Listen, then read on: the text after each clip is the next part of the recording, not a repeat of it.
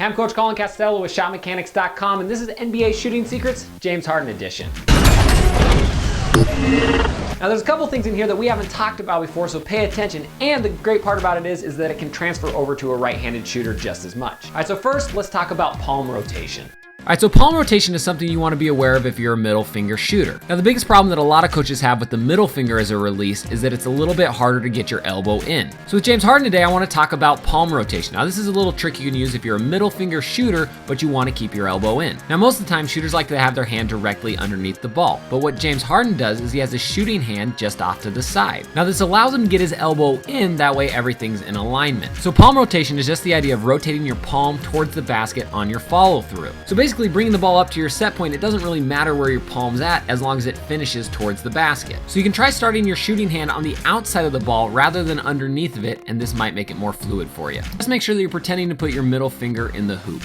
So remember, if you're a middle finger shooter, remember one thing that can help you is think about rotating that palm at the last second of a release. That way everything's aligned with the basket. Now you've heard us talk about the triple 90 before, but now let's talk about the double 90.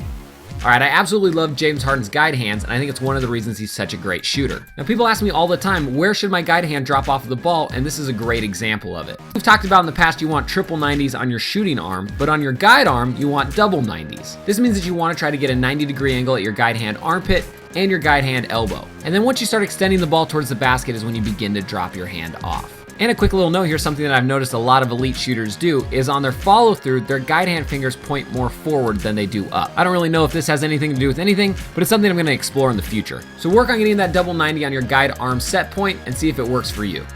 So remember, consistency is the name of the game in shooting. So think about that guide hand and try to keep the mechanics as consistent as possible. And sometimes double 90 can help you. And while we're on the topic of consistency, let's talk about his upper body.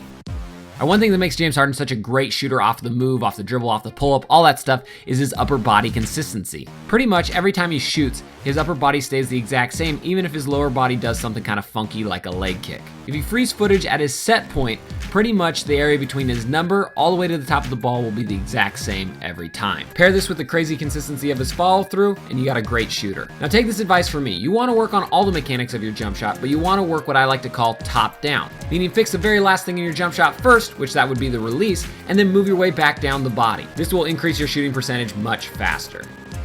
So remember, once you get your stroke down, your upper body consistency is a lot more important than your lower body consistency. Now with that being said, you still want to be as consistent as possible, but I would try to get your upper body right first and then work on the lower body afterwards. All right, so if you're new to Shot Mechanics, you're gonna wanna do two things. Number one, hit that subscribe button because we're putting out 3 videos every week. And I want them to come straight to you so you can keep getting better. Number two, you can either click this annotation up here or the link in the description to get a free copy of our top 3 favorite shooting secrets. These are shooting secrets that you can put directly into your game and probably increase your shooting percentage overnight. As always, thank you so much for watching, and don't forget to tune in on Monday for our drill of the week. Splash on.